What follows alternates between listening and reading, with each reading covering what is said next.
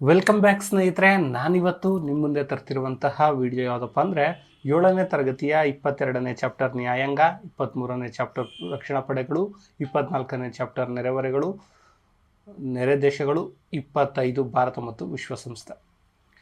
ಸ್ನೇಹಿತರೆ, ಇದು ನಿಮ್ಮ ಟೆಕ್ಸ್ಟ್ ಬುಕ್ನ 13ನೇ ಕ್ಲಾಸ್ ಆಗುತ್ತೆ.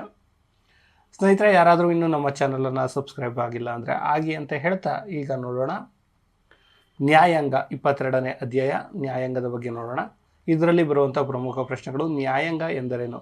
ಕಾನೂನುಗಳಿಗೆ ತಕ್ಕಂತೆ ನ್ಯಾಯ ನಿರ್ಣಯವನ್ನು ನೀಡುವ ಪ್ರತ್ಯೇಕ ವ್ಯವಸ್ಥೆಯನ್ನು ನ್ಯಾಯಾಂಗ ಅಂತ ಕರೀತಾರೆ. ಕಾನೂನುಗಳ ಮುಖ್ಯ ಕರ್ತವ್ಯವೇನು ಅಂದರೆ ವ್ಯಕ್ತಿಯ ಬಾಹ್ಯ ನಡವಳಿಕೆಗಳನ್ನು ನಿಯಂತ್ರಿಸುವುದು, ಸಮಾಜದಲ್ಲಿ ಶಾಂತಿ ಶಿಸ್ತು ಕಾಪಾಡುವಂಥದ್ದು. ನಾಗರಿಕ ಹಕ್ಕುಗಳನ್ನು ರಕ್ಷಿಸುವ ಸಂಸ್ಥೆ ನ್ಯಾಯಾಲಯಗಳು. ಭಾರತದ ಅತ್ಯುನ್ನತ ನ್ಯಾಯಾಲಯ ಸರ್ವೋಚ್ಚ ನ್ಯಾಯಾಲಯ ಅಥವಾ ಸುಪ್ರೀಂ ಕೋರ್ಟ್. ಸರ್ವೋಚ್ಚ ನ್ಯಾಯಾಲಯ ಎಲ್ಲಿದೆ ಅಂದರೆ ನವದೆಹಲಿಯಲ್ಲಿದೆ. ಸರ್ವೋಚ್ಚ ನ್ಯಾಯಾಲಯದಲ್ಲಿ ಒಟ್ಟು ಎಷ್ಟು ನ್ಯಾಯಾಧೀಶರಿರ್ತಾರೆ? 34 ನ್ಯಾಯಾಧೀಶರಿರ್ತಾರೆ. ಸರ್ವೋಚ್ಚ ನ್ಯಾಯಾಲಯದ ನ್ಯಾಯಾಧೀಶರನ್ನು ಯಾರು ನೇಮಿಸ್ತಾರೆ? ರಾಷ್ಟ್ರಪತಿಗಳು. ಸರ್ವೋಚ್ಚ ನ್ಯಾಯಾಲಯದ ನ್ಯಾಯಾಧೀಶರ ನಿವೃತ್ತಿ ವಯಸ್ಸು 65 ವರ್ಷಗಳು.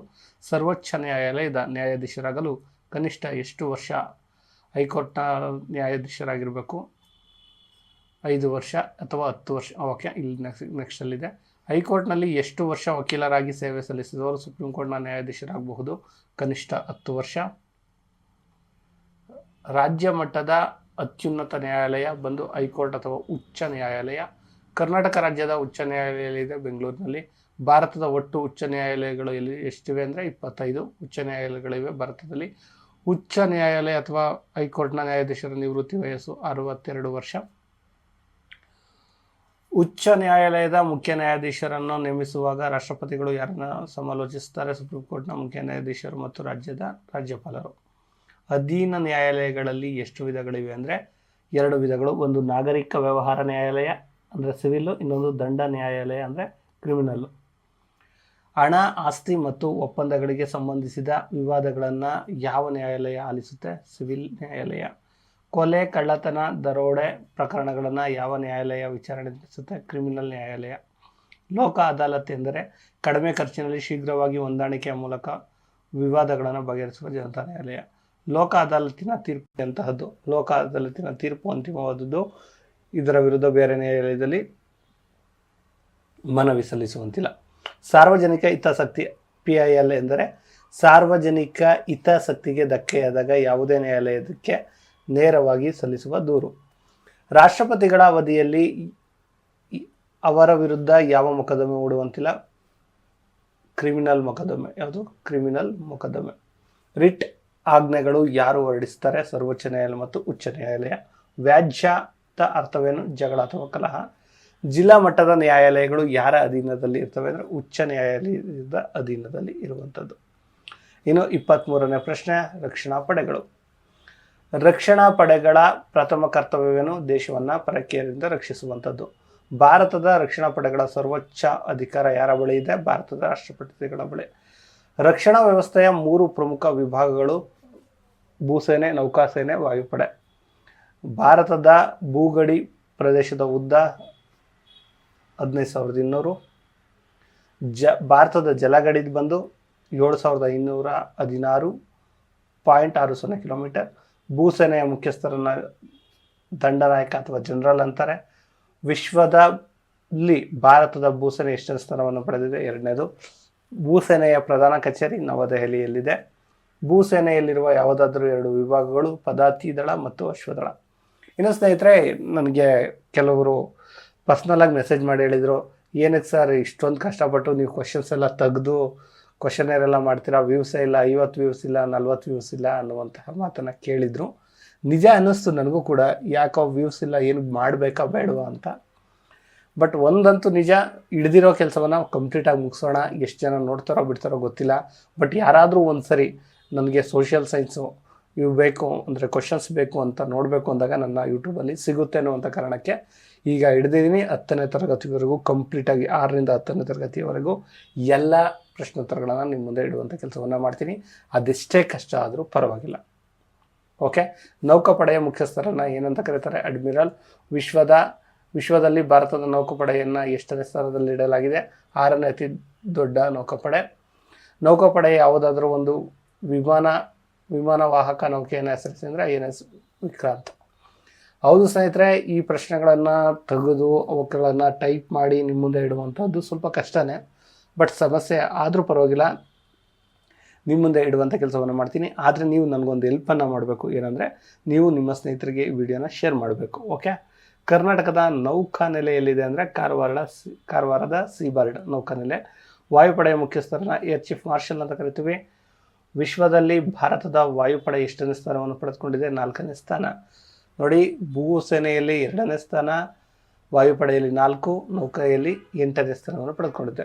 ವಾಯುಪಡೆಯ ವಶದಲ್ಲಿರುವ ಆಧುನಿಕ ಯುದ್ಧ ವಿಮಾನಗಳು ಯಾವುವು ಅಂದರೆ ಜಾಗ್ವಾರ್, ರಫೇಲ್, ಮಿಗ್ ವಿಮಾನಗಳು. BSFನ ಧ್ಯೇಯವಾಕ್ಯ ತಮ್ಮ ಪ್ರಾಣ ಇರುವವರೆಗೂ ಕರ್ತವ್ಯ, ಡ್ಯೂಟಿ ಅಂಟಿಲ್ ಡೆತ್. ಗಡಿ ರಸ್ತೆಗಳ ಸಂಘಟನೆ ಕಾರ್ಯವನ್ನು ಯಾವುದು ಮಾಡುತ್ತೆ?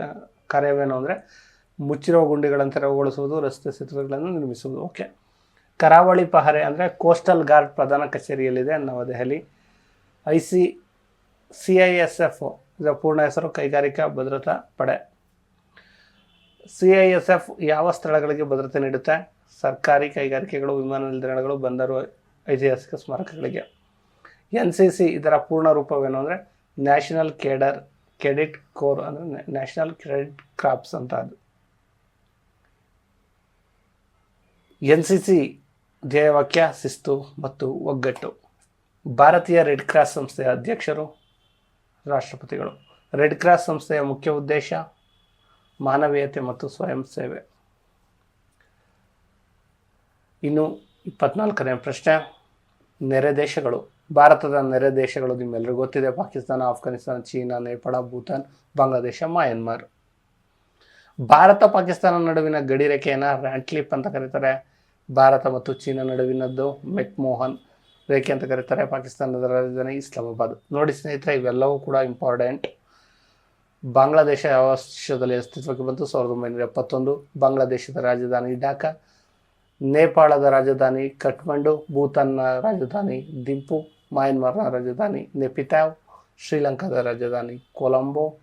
ಭಾರತ ಮತ್ತು ಪಾಕಿಸ್ತಾನದ ನಡುವಿನ ಗಡಿ ರೇಖೆ ಹೆಸರು ಡ್ಯೂರ್ಯಾಂಡ್ ರೇಖೆ. ಚೀನಾ ದೇಶದ ರಾಜಧಾನಿ ಯಾವುದು ಅಂದರೆ ಬೀಜಿಂಗ್. ಪಂಚಶೀಲ ತತ್ವಗಳಿಗೆ ಸಹಿ ಹಾಕಿದವರು ಜವಾಹರ್ಲಾಲ್ ನೆಹರು ಮತ್ತು ಚೌ ಎನ್ ಲಾಯ್. ಭಾರತದ ಪೂರ್ವದಲ್ಲಿರುವ ನೆರೆ ದೇಶ ಯಾವುದು? ಬಾಂಗ್ಲಾದೇಶ ಮತ್ತು ಮಯನ್ಮಾರ್.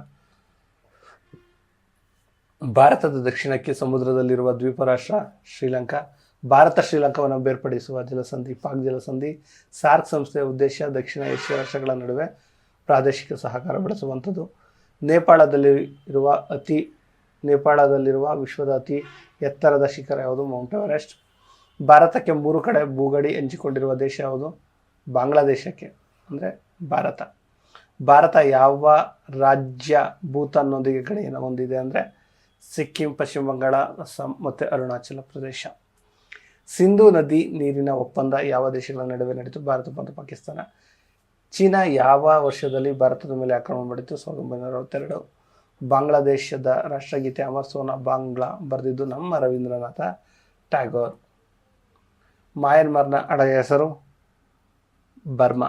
ಶ್ರೀಲಂಕಾದ ಪ್ರಮುಖ ಜನಾಂಗೀಯ ಗುಂಪುಗಳು ಸಿಂಹಳೀಯರು ಮತ್ತು ತಮಿಳರು. ಇನ್ನು 25ನೇ ಪ್ರಶ್ನೆ, ಭಾರತ ಮತ್ತು ವಿಶ್ವಸಂಸ್ಥೆ ಯಾವಾಗ ಆರಂಭವಾಯಿತು? ಅಕ್ಟೋಬರ್ 24, 1945ರಂದು. ವಿಶ್ವಸಂಸ್ಥೆಯ ಕೇಂದ್ರ ಕಚೇರಿಯಲ್ಲಿದೆ ಅಮೆರಿಕದ ನ್ಯೂಯಾರ್ಕ್. ವಿಶ್ವಸಂಸ್ಥೆಯ ಮುಖ್ಯ ಉದ್ದೇಶ ವಿಶ್ವಶಾಂತಿ ಮತ್ತು ಭದ್ರತೆ ಕಾಪಾಡುವಂಥದ್ದು. ವಿಶ್ವಸಂಸ್ಥೆಯ ಪ್ರಧಾನ ಕಾರ್ಯದರ್ಶಿಯ ಅವಧಿ 5 ವರ್ಷಗಳು. ವಿಶ್ವಸಂಸ್ಥೆಯ ಸಾಮಾನ್ಯ ಸಭೆಗೆ ಅಧ್ಯಕ್ಷರಾದ ಮೊದಲ ಭಾರತೀಯ ಮಹಿಳೆ ವಿಜಯಲಕ್ಷ್ಮಿ ಪಂಡಿತ್. ಭದ್ರತಾ ಮಂಡಳಿಯಲ್ಲಿ ಎಷ್ಟು ಕಾಯಂ ಸದಸ್ಯ ರಾಷ್ಟ್ರಗಳಿವೆ ಅಂದರೆ 5. ಅವ್ಯಾವು ಅಂದರೆ ಅಮೆರಿಕ, ರಷ್ಯಾ, ಬ್ರಿಟನ್, ಫ್ರಾನ್ಸ್ ಮತ್ತು ಚೀನಾ. ಭಾರತದ ಭದ್ರತಾ ಮಂಡಳಿಯ ಒಟ್ಟು ಸದಸ್ಯ ರಾಷ್ಟ್ರಗಳ ಸಂಖ್ಯೆ 5 ಮತ್ತು 10 ಅಂದರೆ 15 ಇರುತ್ತೆ. 5 ಕಾಯಮ್ಮು ಮತ್ತು ಚುನಾಯಿತ. ಅಂತಾರಾಷ್ಟ್ರೀಯ ನ್ಯಾಯಾಲಯದಲ್ಲಿದೆ ನೆದರ್ಲ್ಯಾಂಡ್ನ ಹೇಗ್ನಲ್ಲಿದೆ.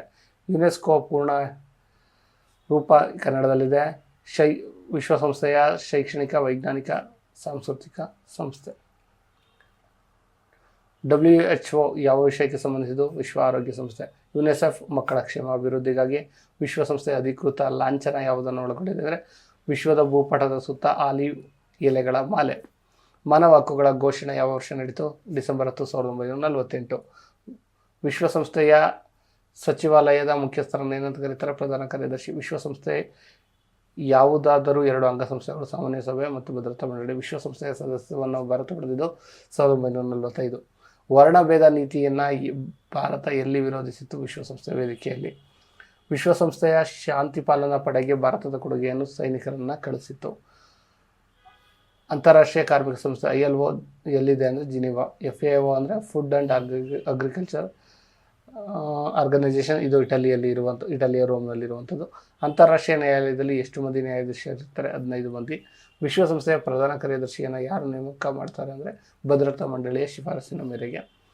ವಿಶ್ವಸಂಸ್ಥೆಯ ದಿನವನ್ನು ಎಂದು ಆಚರಿಸಲಾಗುತ್ತೆ? ಅಕ್ಟೋಬರ್ 24. ವಿಶ್ವ ಪರಿಸರ ಸಂರಕ್ಷಣೆ ವಿಶ್ವಸಂಸ್ಥೆ ಹಮ್ಮಿಕೊಂಡಿರುವ ಪ್ರಮುಖ ಸಮ್ಮೇಳನಗಳು ಯಾವುವು ಅಂದರೆ ಅರ್ತ್ ಸಮ್ಮಿಟ್ ಅಥವಾ ಭೂಮಿ ಸಮ್ಮೇಳನ. ವಿಶ್ವಸಂಸ್ಥೆಯ ಆರ್ಥಿಕ ಮತ್ತು ಸಾಮಾಜಿಕ ಮಂಡಳಿಯ ಒಟ್ಟು ಸದಸ್ಯರ ಸಂಖ್ಯೆ 54. ಇತ್ತೀಚೆಗೆ ರೀಸೆಂಟಾಗಿ ನಮ್ಮ ಭಾರತ ಅಂದರೆ ನಿನ್ನೆ ಅಂದರೆ ಇವತ್ತು ಆಯ್ಕೆಯಾಗಿದೆ, ಅವಿರೋಧವಾಗಿ ಆಯ್ಕೆಯಾಗಿದೆ. ಸ್ನೇಹಿತರೆ, ಇದಾಗಿತ್ತು ಇವತ್ತಿನ ಈ ವಿಡಿಯೋ ಇಷ್ಟ ಆದರೆ ತಪ್ಪದೆ ಒಂದು ಲೈಕ್ ಮಾಡಿ ಹಾಗೂ ನಿಮ್ಮ ಸ್ನೇಹಿತರಿಗೆ ಶೇರ್ ಮಾಡೋದನ್ನು ಮರಿಬೇಡಿ ಅಂತ ಹೇಳ್ತಾ ಈ ವಿಡಿಯೋನ ಇಲ್ಲಿಗೆ ಮುಗಿಸ್ತಿದ್ದೇನೆ. ಧನ್ಯವಾದಗಳು.